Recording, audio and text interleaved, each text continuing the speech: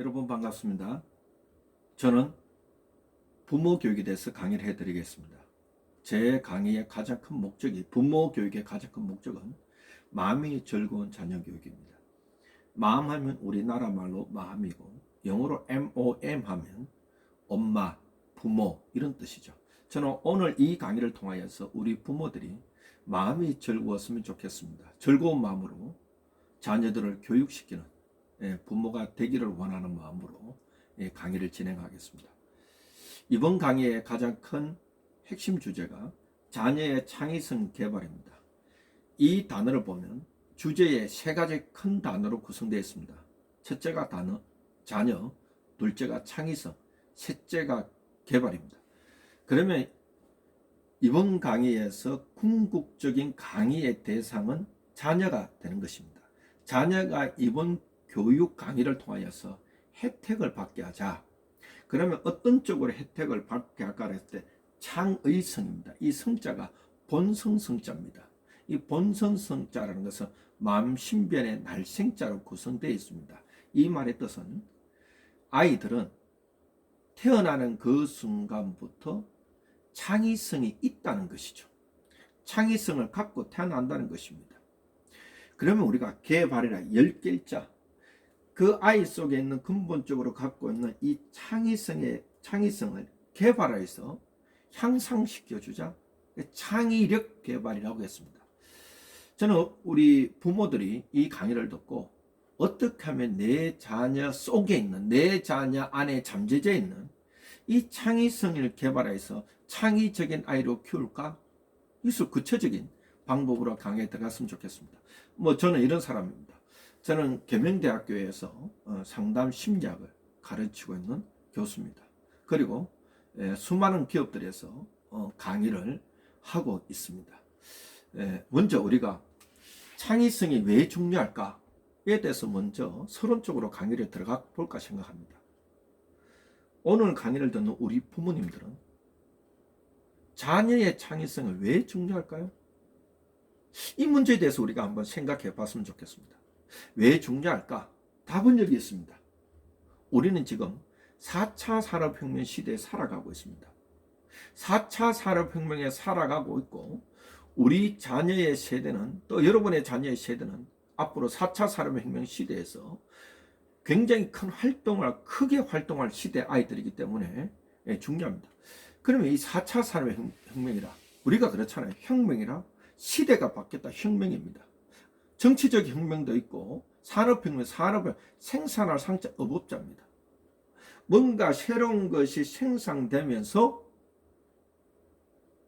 이 시대와 그 시대에 먹거리가 바뀌는 겁니다. 이게 산업혁명입니다. 그런데 산업혁명, 혁명이 일어날 때는 뭔가 새로운 것이 개발되어서 그 개발된 것을 통하여 새로운 직업이 많이 창출되는 것, 이것이 산업혁명입니다. 그러면 우리 산업혁명의 시대적 역사를 이렇게 볼 수 있습니다. 1차 산업혁명, 2차 산업혁명, 3차 산업혁명, 4차 산업혁명으로 볼 수가 있습니다. 그러면 우리가 지금까지 이 전 세계에서 1차, 2차, 3차 산업혁명 시대로 살아왔다. 그럼 우리가 생각해 봅시다. 1차 산업혁명 시대는 무엇이 발명이 되면서 새로운 직업이 무엇이 생겨났을까? 2차 산업혁명 시대는 무엇이 발명되면서 무수한 직업이 발명되었을까? 3차 산업혁명 시대는, 이 시대는 언제 무엇이 발명되면서 3차 산업혁명이 되었을까? 그러면 4차 산업혁명은 언제 무엇이 발명되었을까? 한번 생각해 보시기 바랍니다. 자, 1차 산업혁명입니다. 1차 산업혁명 언제 무엇이 발명되었을까? 1차 산업혁명 시대는 언제? 18세기입니다. 영국에서 전기기관이 발명되면서 정말로 수많은 이 기업들이 일자리가 생겨납니다. 농경사회에서 인간의 자연이라는 것을 통한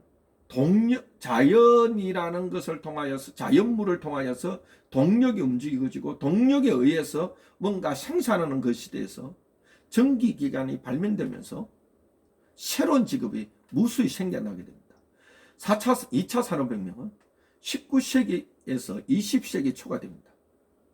이 2차 산업혁명 전기가 발명되면서 대량 생산체제에 들어갑니다.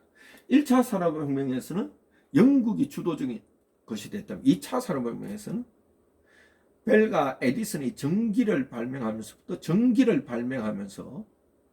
굉장히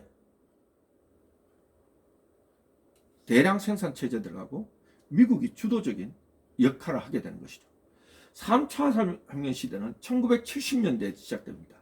이때 컴퓨터가 발명이 됩니다. 그리고 지식정보혁명이 일어납니다. 이 3차 산업혁명 시대도 컴퓨터도 1세대, 2세대, 3세대 나눕니다. 1세대가 대형 컴퓨터입니다. 그래서 대형 컴퓨터를 통해서 많은 기업들이 생겨납니다. 2세대가 1980년입니다. 뭐냐면 이 2세대가 대형 컴퓨터에서 여러분 아시나요? PC, 퍼스널 컴퓨터, 개인용 컴퓨터가 생겨납니다. 이때부터 소프트웨어가 굉장히 중요하게 되죠. 그래서 마이크로소프트가 생겨나게 되고 애플이 생겨나게 됩니다. 3차 산업혁명은 일반적으로 이렇게 말합니다. 2000년대부터 시작된 3차 산업혁명의 3세대는 2000년부터 시작됐다고 생각합니다. 여러분이 잘 아시는 SNS들입니다. 구글이라든지 페이스북이라든지 아마존이라든지 이런 것들이 생겨나면서 이 3차 산업혁명의 3세대가 시작되었다 이렇게 보는 거죠. 그럼 4차 산업혁명 언제 시작됐을까? 우리가 알고 가야 됩니다. 4차 산업혁명 시대는 2015년부터 일반적으로 시작됐다 이래 말하죠. 여러분 요즘에 굉장히 많이 쓰는 인공지능 이런 뜻이 있죠. 인공지능. 그 다음에 사물 인터넷. 모든 것이 연결되는 사물 인터넷. 이렇게 왔습니다. 그럼 많은 학자들이 이런 말합니다. 대부분 학자들은 2015년에 4차 산업혁명이 시작됐다면서 인공지능이 완성되는 시대가 이 시대 가서 15년이라는 학자도 있고 20년이다 이렇게 말하는 학자도 있습니다. 그럼 우리가 여기서 우리 부모들이 기억해야 되는 것은 우리는 지금 4차 산업혁명에 진입했고 그리고 10년이나 15년 후에는 이 AI나 인공지능이 굉장히 많이 발전되면서 4차 산업이 거의 완성되는 시대에 들어간다. 우리 자녀들이 이 시대에 살아가는 자녀들은 그 시대가 20대, 30대가 됩니다. 그럼 사회적으로 자기들이 직업을 갖게 되고 직업을 갖게 되면서 중추적인 역할을 하는 그 시대에 살아갑니다. 그러면 4차 산업혁명에는 우리 자녀들은 4차 산업혁명의 중심에 서게 되는 이런 시대입니다. 그래서 클라우스 슈밥이라는 사람이 세계경제포럼을 만들게 됩니다. 세계경제포럼을 만들면서 2016년에 다보스에서 세계경제포럼을 만들면서 그때 회장님을 했었습니다. 이 클라우스 슈밥이란 이 회장님이 다보스 포럼에서 4차 산업혁명이라는 단어를 쓰게 되면서 이분이 말합니다. 이제는 4차 산업혁명이 미래다 이렇게 딱 공언을 딱 해버립니다. 그래서 이 4차 산업혁명이라는 단어가 굉장히 많이 사용되고 있고 우리 귀에 지금 익숙해져 있습니다. 그러면 4차 산업혁명의 특징이 뭘까? 인공지능과 사물인터넷 이런 얘기 있습니다. 인공지능과 사물인터넷. 그럼 인공지능이나 지능이라는 것은 스스로 생각하고 스스로 판단하고 스스로 결정하는 게 지능입니다. 지금 역사 이래로 지능이 높은 생물체가 지능이 낮은 생물체를 지배해왔습니다. 그래서 지능이 높은 생물체를 고등동물, 지능이 낮은 생물체를 하등동물이라 했습니다. 일반적으로 이 몸집이 크고 힘이 센 동물이 지배하는 것이 아니라 고등동물이 하등동물을 지배해왔습니다. 그 가장 고등 최고 정점에 인간이 있습니다. 왜냐? 인간은 지능이 높기 때문입니다. 그런데 인공지능이 이제 사람의 지능보다 높게 되어 있다. 이래 되는 겁니다. 그것이 초지능 시대다.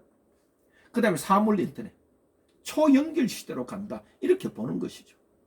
이 4차 산업혁명의 가장 키워드가 초지능과 초연결 시대다. 이걸 우리 부모들이 기억해야 됩니다. 초지능을 꼭 기억했습니다. 그 다음에 여기서 말하기를 인공지능의 시대에 4차 산업혁명 시대에 개인이 갖춰야 될 역량이 있다고 이렇게 말했습니다. 야, 이 인공지능 시대에 하이 AI, 로우 AI, 높은 인공지능 시대에 사람이 갖춰야 될 역량이 세 가지가 있다. 이것을 3C라고 이렇게 말해봅시다. 3C라. 3C라. 첫째 뭐냐? 크리에이티비티. 이거 뭐냐면요, 창의성이 아주 중요하다는 것입니다. 우리 자녀가 살아갈 미래는 창의성은, 창의력은 선택이 아니라 필수입니다. 그러나 1차, 2차, 3차 산업혁명에 살아온 우리 오늘 강의 듣는 부모님들은 우리가 살아가는 시대는, 우리 세대는, 또 여러분의 세대는 창의성은 필수가 아니라 선택이었습니다. 우리가 창의적이지 않아도 반복적인 노동을 하면 우리는 먹거리는 있었고 직업을 가질 수 있었습니다. 그러나 4차 산업혁명 시대에 들어가면, 높은 인공의 지능 시대에 들어가면 개인이 갖춰야 될 역량이 크리에이티비티, 창의성입니다. 그 다음 또 갖춰야 될 역량이 케어, 다른 사람을 배려하는 것입니다. 사람을 돌보고, 또한 동물을 돌보고 자연을 돌보는 것, 사람과 자연과 자연물, 이 생물체를 돌보는 것, 이것이 또 우리들이 갖춰야 될 역량입니다. 또 하나는요, 컨트리뷰션. 이거 뭐냐면 기여하는 것. 나 혼자만이 잘 살자, 나 혼자만이 배부르고 잘 살자, 그런 차원이 아니라 내 가정만, 내 자녀만 잘 사는 그런 차원이 아니라 내가 뭔가를 수익을 창출하고 경제적으로 뭔가 부를 얻게 되면 사회에 기여하고 공동체에 기여하고 뭔가 헌신하는 이런 것들이 갖춰야 될 품성과 역량, 이렇게 말할 수가 있습니다. 그래서 이 4차 산업혁명의 키워드가 뭘까 고민해봤습니다. 그러면 이 4차 산업혁명이 인공지능 시대에 살아갈 때, 이때 가장 중요한 초지능과 초연결 시대에 살아갈 때 이때 키워드가 뭘까? 우리 여기 오늘 강의 듣는 우리 부모들은 4차 산업혁명의 키워드는 무엇이라고 생각하십니까? AI? 사물 인터넷? 이건 아예 기계적인 것이고 현상들입니다. 이 4차 산업혁명 시대에 가장 중요한 키워드가 첫 번째 협력입니다. 두 번째가 상생입니다. 이 말은 다시 말하면 맨파워입니다. 인맥입니다. 사회성입니다. 협동심입니다. 우리 자녀들이 이 4차 산업혁명 시대, 인공지능의 시대에 살아갈 때에 우리 아이들이 갖춰야 될 성품이나 역량은 함께 살아가는 것, 함께 해가는 것, 내가 조금 손해보고 다른 사람을 배려해서 함께 가는 것, 그러면서 내가 뭔가 부를 창출하면 뭔가 사회에 기여하고 공동체에 기여하는 것, 그래서 내 안에서 창의성을 키워나가는 것, 이렇게 볼 수 있겠죠. 이 2016년 다보스 포럼에서, 세계 경제 포럼에서 이런 4차 산업혁명 시대에 대해서 토론을 하면서 그때 미래 인재의 핵심 역량을 10가지 정도로 발표한 적이 있습니다. 저는 그때 그 글을 읽으면서 굉장히 이 도전을 받고 도움을 받았습니다. 그러면서 미래를 볼 수 있는 눈이 떠 있고 무엇을 준비해야 될지 이런 생각하게 됐습니다. 오늘 강의를 듣는 우리 부모님들도